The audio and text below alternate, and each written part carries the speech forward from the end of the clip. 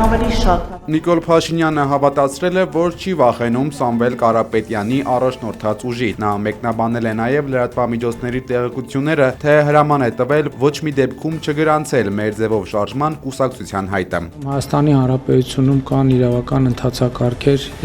ընթացակարգերով է պետք առաջնորդվել։ Հիմա եթե ինչ-որ մեկ ուզում է իրեն ներշնչել, որ ես ինչ-որ մեկից վախենում եմ, դա իր խնդիրն է։ Եվ ելի ասել եմ, ես ունեմ շատ մեծ վստահություն 2026 թվականի խորհրդարանական ընտրություններին հետ կապված այնքանով, որ վստահ եմ, որ այդ խորհրդարանական ընտրություններում Հայաստանի Հանրապետության ժողովուրդը, քաղաքացիները միանշանակ եւ աներկբա հաղթանակ կտանեն։ Փաշինյանը կրկին մոռացել է ազգային ժողովում արած իր հայտարարությունները։ Ես եմ տվել հրաման հետ քաշվելու, Վաղարշակ Հարությունյանը իրականացրել է այդ հրամանը։ Այս հայտարարությունից 4 տարի անց այսօր Նիկոլ Փաշինյանը ճեպազրույցի ընթացքում հստակ նշել է, որ ինքը երբեք Հայաստանի ինքնիշխան տարածքից զորքերի հետ քաշման հրաման չի տվել։ Ես երբեք որևէ հրաման չեմ տվել Հայաստանի Հանրապետության որևէ ինքնիշխան տարածքից Հայաստանի Հանրապետության որևէ զորքի հետ քաշման մասին։ Սա առաջինը։ Երկրորդին գործողությունները քննվել են, այն մնացած մասերով թող էլի քննվեն, թող անընդհատ քննվեն եւ այդպես շարունակ։ Փաշինյանը ճեպազրույցի ընթացքում նաև շեշտել է, որ պատերազմի ընթացքում իր գործողությունները բազմիցս քննվել են, այդ թվում նաև ժողովրդի կողմից 2021 թվականի խորհրդարանական արտահերթ ընտրությունների արդյունքներով։ Դիլիջանի անտառային հրդեհների մասին վերջին պաշտոնական տեղեկությունը ներքին գործերի նախարարությունը հայտնել է առավոտյան 8-ին այդ ժամի դրությամբ Դիլիջանի ոլորանների եւ Լեռնային Հայաստան առողջարանին մոտակա անտառներում բռնկված հրդեհները ամբողջությամբ մեկուսացվել են։ Համացանցում կադրեր են հրապարակվել, թե ինչպես են Դիլիջանի անտառային հրդեհներից փախչում արջերը։ Նյուզեմի գործընկերների հետ զրույցում Տավուշի մարզպետը հավատացրել է, որ հրդեհների վերաբերյալ անհանգստություն չունի, իսկ Դիլիջանի համայնքապետի վառվող անտառում ծխախոտը ձեռքին լայվ մտնելու մասին մարզպետը խոստացել է առանձին հարցազրույց տալ։ Ղրղզստանի մայրաքաղաքում այսօր հավաքվել են ՀԱՊԿ անդամ պետությունների ղեկավարները։ Հայաստանը երկրորդ տարին է հիմնականում չի մասնակցում ռազմաքաղաքական այս դաշինքի միջոցառումներին, սակայն ինչպես հայտնել է Ռուսաստանի նախագահի օգնական Յուրի Ուշակովը, Երևանը դեմ չէ գագաթնաժողովում համաձայնեցված փաստաթղթերի ընդունմանը։ ՀԱՊԿ-ի հետ Հայաստանի հարաբերությունները սրվել են 2022-ի սեպտեմբերյան հարձակումից հետո, երբ կազմակերպությունը հրաժարվել է ուղիղ դատապարտել Ադրբեջանին կազմակերպության անդամ պետության դեմ ռազմական ագրեսիայի համար։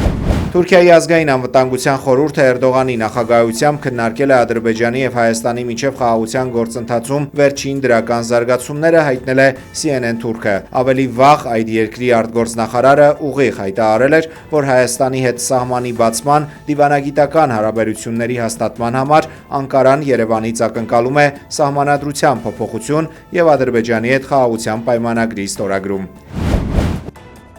Հայաստանը դադարեցնում է հնդկական Տեջաս կործանիչի գնման բանակցությունները օդանավի Դուբայի ավիաշոուի ժամանակ վթարի պատճառով։ Այս մասին գրում է իսրայելական Єրուսալիմ Post պարբերականը։ Ըստ աղբյուրի Հայաստանը պատրաստվում էր 1.2 միլիարդ դոլարով 12 ինքնաթիռ գնել։ Սա պետք է լիներ այս տեսակի կործանիչների արտահանման առաջին խոշոր միջազգային գործարքը։ Իսրայելական պարբերականին այս տեղեկությունը հետաքրքրել է նաև այն պատճառով, քանի որ կործանիչի մի շարք մասեր իսրայելական արտադրության են ու եթե Հայաստանը վերջնականապես չեղարկի գործարքը, իսրայելական ընկերությունը կկորցնի տասնյակ միլիոնավոր դոլարների ակնկալվող եկամուտ։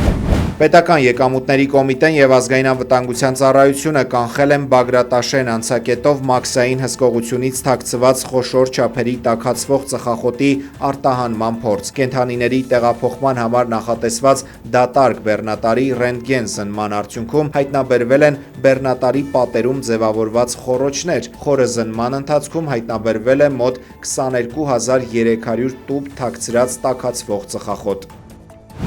Մոսկվայի հայկական Սուրբ Խաչ եկեղեցում նոյեմբերի 26-ին տեղի է ունեցել լեգենդար ֆուտբոլիստ եւ մարզիչ Նիկիտա Սիմոնյանի հոգեհանգիստը։ Արարողությունը հանդիսապետել է Ռուսաստանի եւ Նոր Նախիջևանի հայոց թեմի առաջնորդ Տեր Եզրաս arczepiskopos Ներսիսյանը։ Նիկիտա Սիմոնյանը մեզ թողեց իր մեծ մաքուր հոգուլույսը, որպես հայ ժողովրդի արժանի զավակ նա պարծանքով իրեն հայ էր անվանում, նույն այդ սիրով սիրում էր նաեւ Ռուսաստանը եւ այդ սերը փոխադարձ էր, ասել է Եզրաս Սրբազանը։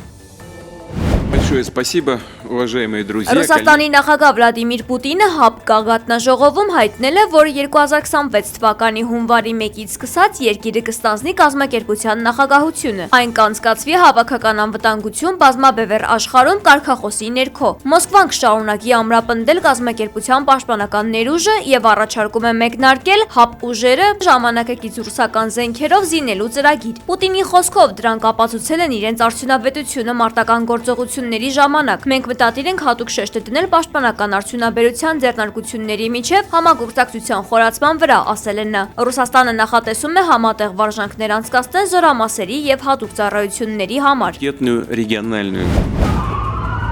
Սպիտակ տան մերձակայքում զինված հարձակման հետևանքով զոհվել է ԱՄՆ-ի ազգային գվարդիայի 2 զինծառայող։ Գլխավոր կասկածյալը Աֆղանստանի 29-ամյա քաղաքացին է, որը երկիր է մուտք գործել 2021 թվականին։ Հարձակումը տեղի է ունեցել նախագահի նստավայրի մոտ գտնվող այգում։ Դեպքից հետո Սպիտակ տանը հայտարարվել է արգելափակում։ Դոնալդ Թրամփը կատարվածը որակել է որպես ահաբեկչական ակտ։ Վերջին վարչակազմը թույլ տվեց ամբողջ աշխարհից 20 միլիոն անհայտ եւ չստուգված օտարերկրացու գալ այստեղ այնպիսի վայրերից, որոնց մասին դուք նույնիսկ չեք ուզում իմանալ։ Ոչ մի երկիր չի կարող հանդուրժել իր գոյատևման համար նման ռիսկ։ Իր ելույթում Թրամփն ասել է, որ պատերազմի նախարարությանը հանձնարարել է Վաշինգտոնի պաշտպանության համար մոբիլիզացնել լրացուցիչ 500 զինվոր։ ԱՄՆ-ի փոխնախագահ Ջեյ Դի Վենսը ելույթի ընթացքում հայտարարել է, որ իրենք դեռևս չգիտեն կրակոցների դրդապատճառը։ Ներքին անվտանգության նախարարությունը հաստատել է, որ կասկածյալը ԱՄՆ է մտել Աֆղանստանից տարհանված քաղաքացիների ընդունման ծրագրով, երբ ամերիկյան զորքերը դուրս բերվեցին այնտեղից եւ իշխանությունն անցավ Թալիբանին։ Զինված հարձակման դեպքն անմիջապես անդրադարձել է ԱՄՆ-ի ներգաղթային քաղաքականության վրա։ Կասեցվել է Աֆղանստանից մուտքի նոր հայտերի ընդունումը։ Թրամփը նաև հանձնարարել է ստուգել Աֆղանստանի բոլոր այն քաղաքացիներին, որոնք եկել են Բայդենի նախագահության օրոք։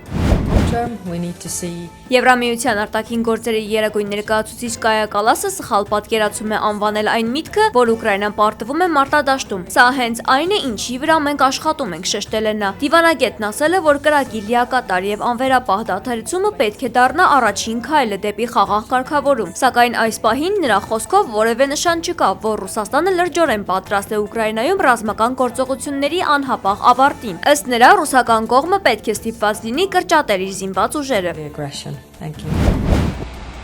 Հոնկոնգի բնակելի համալիրում բռնկված ՀԴՀ դարձել է քաղաքի պատմության ամենամահացուներից մեկը։ Թայպո բնակելի համալիրի ավերածությունների հետևանքով զոհվել է մոտ 50 մարդ, այդ թվում 1 հրշեջ։ Ավելի քան 100-ը վիրավորվել են, անհետ կորած են համարվում 279։ ՀԴՀ տագնապալի արագությամբ տարածվել է բարձրահարկ մի քանի շենքերի վրա, որոնք այդ պահին վերանորոգվելից են եղել։ ՀՇ ծառայության տվյալով բամբուկի կառույցներով եւ պաշտպանիչ ցանցերով պատված լինելու պատճառով կրակն արագ է տարածվել։ Շինարարական երկու ընկերության տնօրեն եւ 1 խորհրդատու ինժեներ ձերբակալվել է չնախատեսված սպանության կասկածանքով։ Ռուսաստանի ազգային դաշնության ծառայությունը կանխել է ահաբեկչական հարձակում։ Սևաստոպոլում 57-ամյա բնակիչը ձերբակալվել է ռազմածովային ուժերի 300-ամյակին նվիրված հուշատախտակի պայթեցումը պլանավորելու համար։ Տղամարդը նաև տեղեկություններ է հավաքել ռուսական ռազմական օբյեկտների գտնվելու վայրի եւ հրետակոծության հետևանքների մասին։ Մոսկվայի մետրոպոլիտենում մի ուղևոր բռնել է տղամարդուն, որը կնոջ պայուսակից հեռախոս էր հանել եւ փախչել։ Տուժածկինը փորձել է կանգնեցնել հանցագործին, սակայն սայթաքել եւ ընկել է։ Այդ պահին դեպքի վկաներից մեկը նետվել է հանցագործի հետևից։ Տղամարդը հասցրել է բռնել կասկածյալին շարժասանդուղքի վրա եւ հանձնել նրան ոստիկանությանը։ Գողացված հեռախոսը հայտնաբերվել եւ առգրավվել է։